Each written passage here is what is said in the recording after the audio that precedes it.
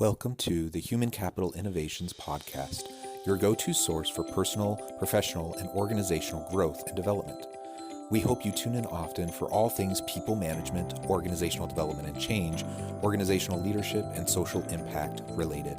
Maximize your personal and organizational potential with Human Capital Innovations Podcast.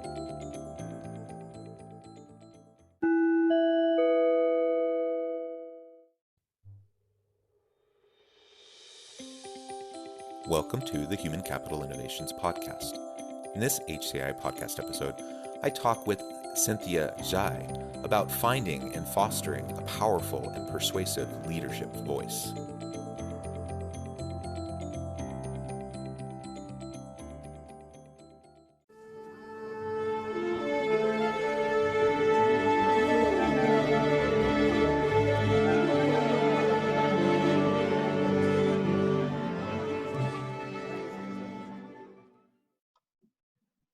Cynthia Zhai, welcome to the Human Capital Innovations Podcast. Sure, I'm happy to be here. Yeah, I'm really excited to have the opportunity to have a good discussion with you today. You bring with you a lot of really great experience cross-nationally, and so I'm excited to have this discussion, not just as it relates perhaps to the US, where the majority of my listeners happen to be, but I do have listeners across 50 countries, and I know you've traveled extensively, and so I think our discussion should be applicable to many across the world. Today, we're going to be focusing on finding and fostering a powerful and persuasive leadership voice, and I know this is something that you've done a lot of work in the past. As we get started, I just wanted to share Cynthia's bio with the listeners. Cynthia Zhai is a voice coach, professional speaker, and best-selling author. She's also a TEDx speaker. Cynthia has helped clients from 46 countries and across 6 continents with their voices to speak with impact and conviction, engages and inspires people to embrace change and take action. Cynthia has been a professional speaker and coach for the past 18 years, and her engagement spans 5 continents in 18 countries and regions such as the US, Finland, the Netherlands, Portugal, Spain, Argentina, Egypt, Singapore, Malaysia, Hong Kong, Macau, mainland China, India, Brunei, Vietnam, Thailand, Indonesia, and the Philippines. And that's awesome. That's so amazing. Cynthia has appeared in USA Discover Your Talent show, Singapore radio program, 938 Live 4 times, Hong Kong radio, and Malaysia business radio station BFM as a guest speaker on the subject of voice. She's a regular guest on podcast shows around the world. And Cynthia has spoken to more than 20,000 audience members across industries from the world's top multinational companies. She's talked at Stanford University, Sophia University, Mercer, Google, Procter & Gamble, various government bodies in different countries. And my goodness, I could go on and on and on. Cynthia, you just have such an incredible background, a rich career in helping others to find their voice and to be able to speak with power and to be able to influence those around them. So thank you for joining the podcast. I'm honored to have you on as a guest today. Anything else Sure. you would like to share by way of background or personal context before we launch into the discussion?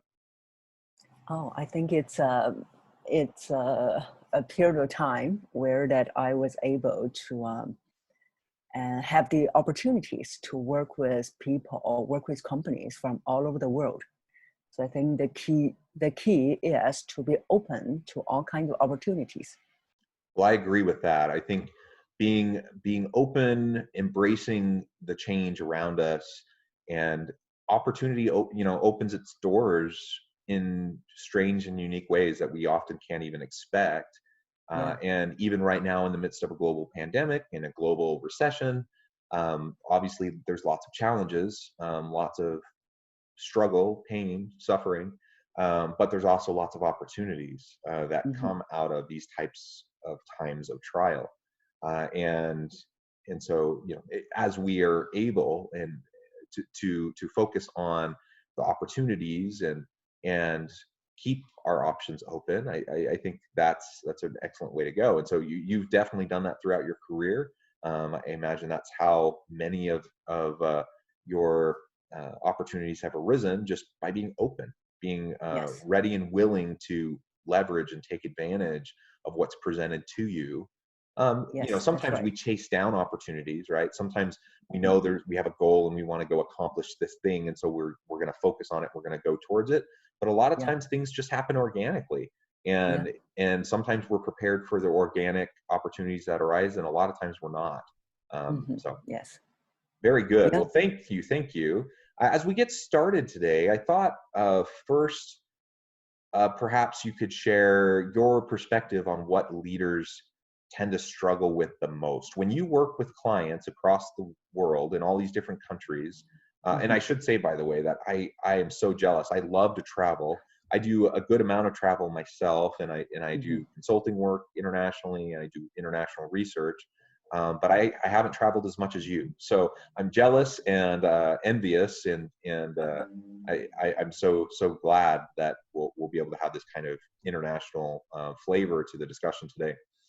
So Yeah. what do you think about leaders? Like, what do they tend to struggle with the most when you're working with them?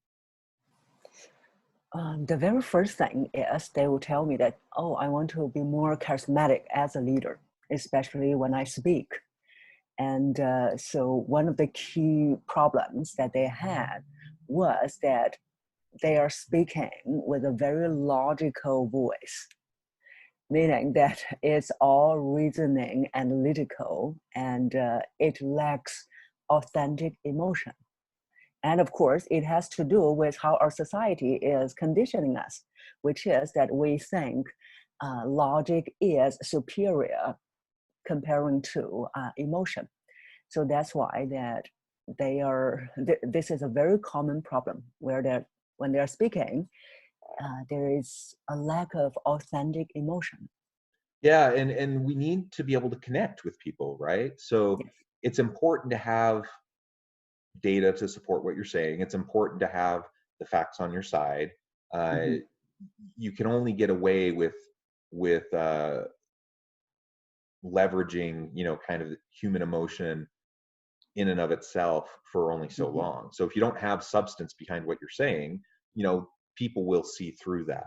But that's not what you're Yeah. saying. You're saying, we have that, we have the data, we have the logical reasoning, we have the arguments, we have the support, but instead of Mm-hmm. just leaning on all of that, which just often doesn't connect with people, it doesn't resonate with people, it goes Mm-hmm. over their head, whatever.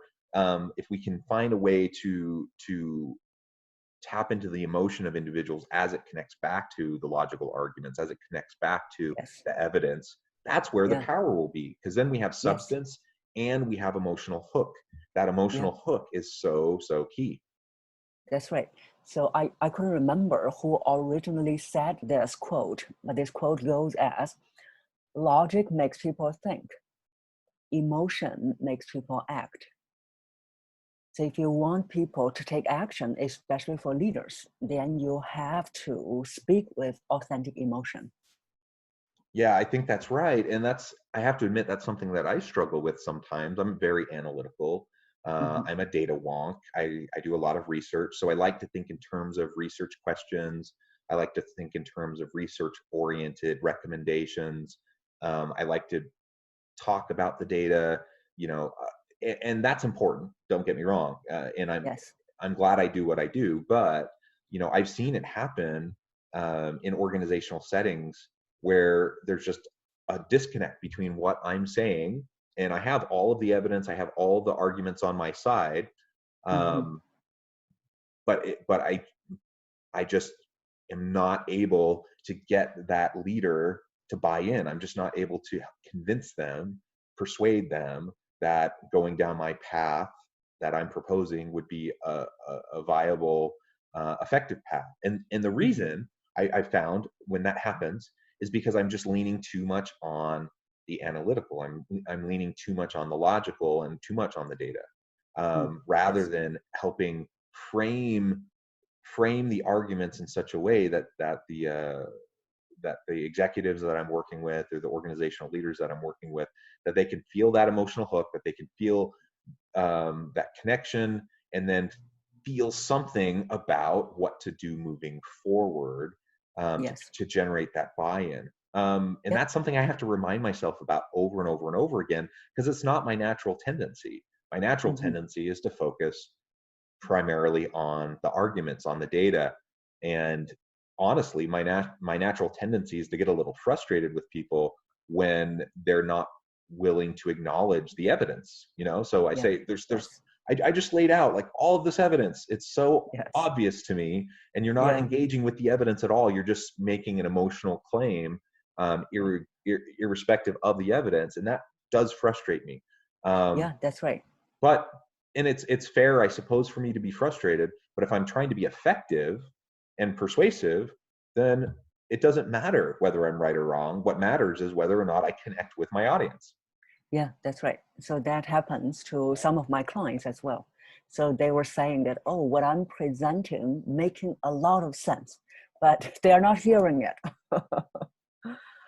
Yeah, so it's the way you are speaking as well. Are you connecting with their emotional needs?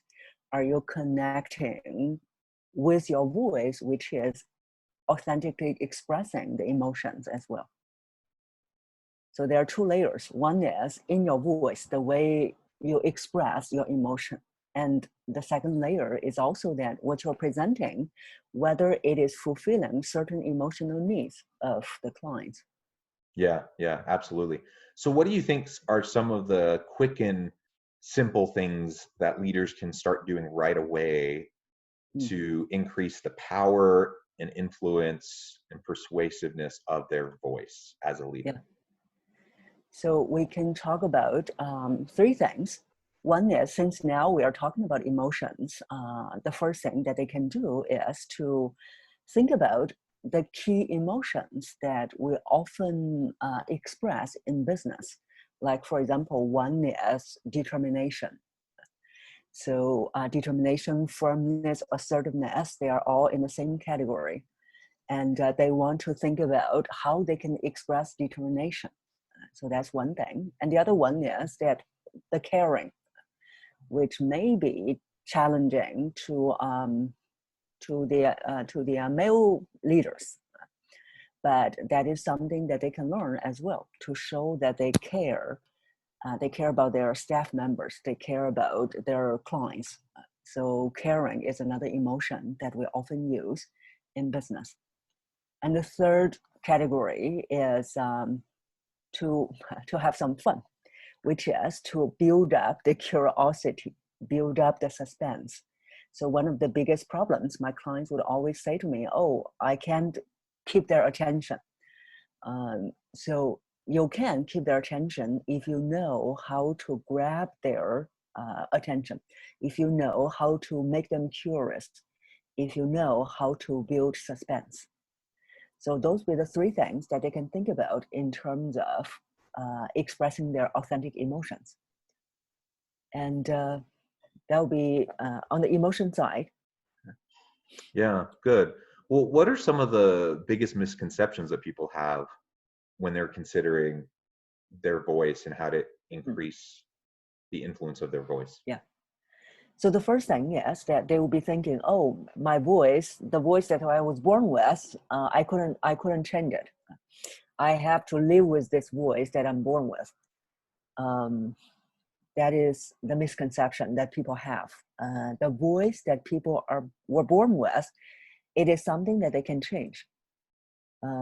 It is not that they're going to become someone else. For example, some of my clients, they will say that, oh, I like the voice of Morgan Freeman.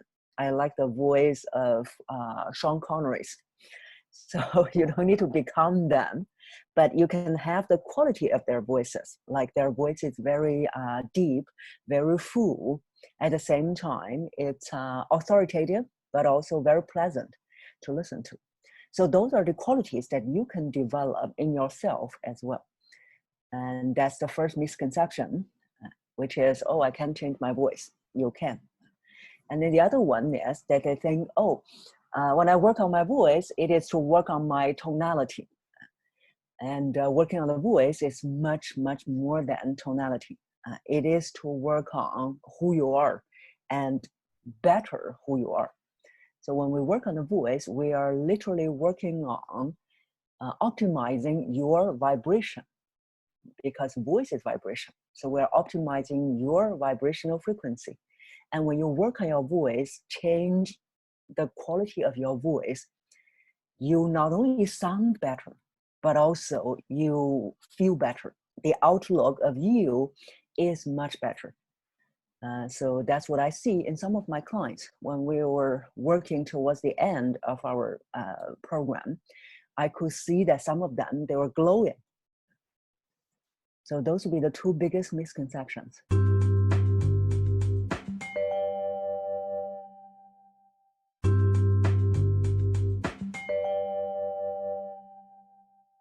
Yeah, well, that's really cool.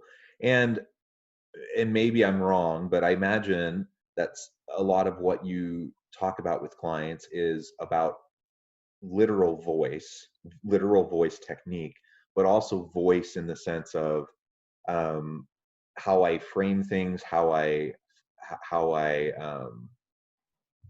position myself in terms of my connection with those in the room, and like I think of authentic voice. Like, for example, you Yes. mentioned earlier in our discussion today about leaders wanting to be more charismatic, right? Well, first of all, there's no one like correct leadership style. Like, you don't need to be a charismatic leader to be an effective leader, and some people are kind of more naturally charismatic and other people aren't as naturally charismatic, and I'm one Yeah. of those, right? I'm never going to be a Barack Obama or Michelle Obama type of speaker. They just invoke so much in through the voice that they have, and they accomplish so much, and just frankly, I'm never going to get there, I don't think. And I'm not a particularly charismatic person, um, but that's okay. I can still be effective. I can still effectively communicate with people. I can still effectively share ideas, and I can still hone the quality of my voice, both literally and figuratively, to be able to have more influence on those around me. Yes. And I think the danger is if I chase this inauthentic path of like, Mm. I decide I'm going to become this like super dynamic, charismatic speaker.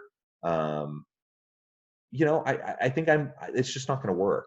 And Yeah. so That's not connecting and you. tuning, it's not me. Yeah. And so Yeah. connecting and tuning into who I am, what my strengths are, building upon those strengths, I think is also a really important part as we consider Yes. voice. Yes, that's right. So that's why that when I work with my clients, I'm not just going to give them, okay, this is all everyone is going to develop into. We also I also discuss with the client that who they are, what kind of personality that they are, and what is the best path for them. So I do have clients that who can develop their authentic emotion, but there are also others that they are either not ready or that's not who they are. So then I like the word that you are saying, which is influence. So there are many different ways we can influence people. Being charismatic is only one of them. There are also other ways that we can influence people. For example, um, Bill Gates, he is making a big influence right now. And many people, even though there are many conspiracy theories, but I believe that we're all smart people. We know what's right and what's not right. So you see that people turn to him, and also that people want to hear from him because he was able to predict something a few years back, which is happening right now. So that is another type of leader where that people turn to you because they trust you, they see you as the authority, and they know also that you can predict something that's going to help people prevent something in the future. So that's another type of leader who can influence in their own way. Yeah, yeah. Well, and I know in your work you talk about authoritative voice and developing those sorts of characteristics. I suspect, again, I'm not quite sure, but I suspect that you don't mean by that like an authoritarian like leader, like we think of like a Mussolini or some of these like classic authoritarian leaders Yeah, throughout history. Um, that yeah, there's so many negative things about that kind of leadership style, but that's right. developing an authoritative voice, Hmm. um, as we lead others, that can serve a purpose. Can you tell us a little bit about what that kind of a voice looks like? Sure. So some of my clients, when they came to me, they said, "Oh, I don't want to sound authoritative. I just want to sound confident." So because that's another misconception people have. They think that authority is something that's dominating, that's controlling, that's intimidating. But that's the wrong perception. Authority doesn't mean that. Authority means that you are very grounded in who you are, what you can offer to people, to the world, and everyone sees you as the source of trustworthiness. They trust you, they trust your good intention. So that to me is authority. And people who have that authority, they can speak with an authoritative voice that can influence people, that can make people trust them. Yeah, and that's something that you don't just do overnight, right? Like No, that's built on reputation, that's built on relationships, people's history with you. yeah, And so that's something that we need to work on continually and sustainably over a long period of time. And over time, we can develop that kind of authoritative voice. yes, Um, and maybe another way of thinking about it is thought leadership. So when you brought up Bill Gates, for example, yeah, he's had a substantial amount of thought leadership in different areas, hmm, due to his success, but also due to how he's successfully predicted certain things, you know in terms of being a bit of a futurist, trying mm, to look around the corner, of what the future holds, and having some insights that are valuable, and so that thought leadership leads to authoritative voice, so that yes, people do turn to you, but it doesn't happen yeah, overnight. no, because to become that authority, become that thought leader, it is also a process of you working on yourself, not only just working on your expertise, but also working on yourself that you believe you have value. You believe that you are important. What you offer is important. So if not, then you're not going to speak with an authoritative voice. I think that's right. So what would you suggest to people looking to develop their authoritative voice? What are some things Mm, they should start doing right now? okay. So most of the times I will tell them that we achieve two A's. The two A's is not only authoritative, but also authentic. And so to do that, the very first thing we develop the outer voice and the inner voice.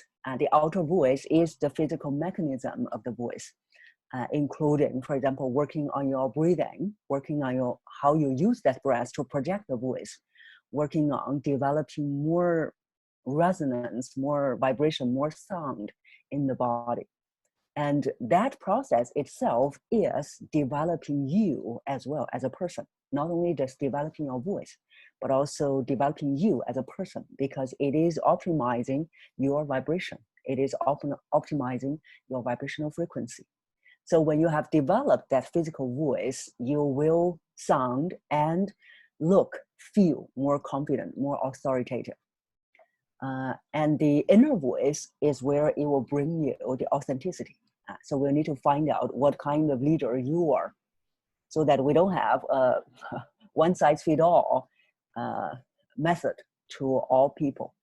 So we have, it is today in my workshop, there's someone asking, they said, "Oh, is it like we're all in the product line, we all come out the same?" It's not. So that's where the authenticity come in, because we are going to find out who you are, what is your way of leading, how you influence, so that we can find your best way of becoming the authority. Yeah, I love that. And it comes just back to, like you said, authenticity and tuning in to our own frequency, like understanding who we are, not trying to be someone we aren't. Mm, I think that's really important, and I think a lot of times, um, organizational leaders who are struggling, they spend too much time chasing after what they think are the leadership ideals, or chasing, there's some new, leadership book in popular press that comes out, some new fad. Yeah. And they think, okay, this is the key. This is the silver bullet. If I just do this, then everyone Yeah. will listen to me. Everyone will follow me. And, Yes. that's that's not how leadership works. I mean, and honestly, it's not rocket science. I say that often to people. It's not rocket science. The vast majority of effective leadership isn't about, charisma. It isn't about any particular style, but it's about intentionality. It's about focus. It's about being present with the people you lead and serve. It's about developing authentic relationships and being true to your authentic self. Hmm. And then that's like the vast majority of it. When you do that, then you can be an effective leader, and then you can improve your leadership capabilities by tacking on these extra skill sets around the periphery. I mean, that's how I Yeah. view it. And Yes. but a lot of times people focus, rather than doing the hard work of like what is at the core of being a good leader, they just kind of Yeah. chase these little periphery edges, hoping that that will be their silver bullet, and that's just not the way it works. Yeah, that's right. So I think that's very common in all kinds of different industries, different areas of improvement. Even for the voice, for example, some of my clients, they'll be saying, oh, I see that Gary Vee is very effective. So many people follows him. I follow him. I want to develop that kind of voice. But then I would say to them, that's not who you are. And we're not going to develop a voice where that there are so many people chasing after. You have to find your own grounding. So it's the same for leadership. It's not that you're going outside of yourself, chasing external, all these different styles. Then you're not centered in who you are. So that's the core of voice. That's the core of leadership. Yeah, absolutely. Well, Cynthia, it has been a real pleasure talking with you today. We could go on and on, but we're about out of time. Before we Mm-hmm. part ways today, though, I want to give you the last word, and I want to give you a chance to share with the listeners how they can find out more about you and your work, and get connected with you. Sure. So since we're talking about getting centered in who you are, I would recommend that an exercise for the listeners. This is also an exercise that I often ask my clients to do, which is to think about, to know who you are, to get centered in being who you are, and ask yourself that what is that one thing you are most proud of. Uh, that's the one thing that's about you. So could be, for example, that you were able to turn companies around. It could also be that you received positive feedback from your team members. So think about what is the one thing that you are most proud of yourself. And from that one thing, you can start to find out who you are, what you are good at, so that you get more centered in yourself instead of go outside of yourself and chasing after those shiny objects. Excellent. Well, thank you so much. I really encourage my listeners to reach out to Cynthia, find out more about her. Her LinkedIn profile will be in the show notes. Get connected, because there's a lot she could do to help you find out what she's doing, and we can use that exercise that Cynthia just described to start the process as we try to consider our voice, developing our ability to have power in our voice as a leader and to influence those around us. Thanks for everyone. Thanks to everyone for joining us today on the podcast. I hope everyone stays healthy and safe, and that everyone has a wonderful rest of their week, and that everyone finds meaning and purpose at work each and every day. Thank you.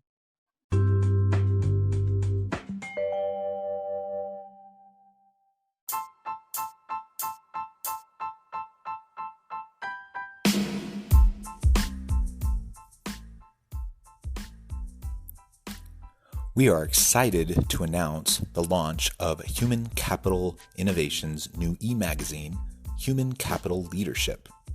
Human Capital Leadership is a free, interactive e-magazine with the mission to help individuals, leaders, and organizations find innovative approaches to maximize their human capital potential.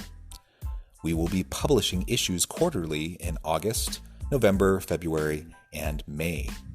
We hope you'll check out our first issue, and please let us know what you think.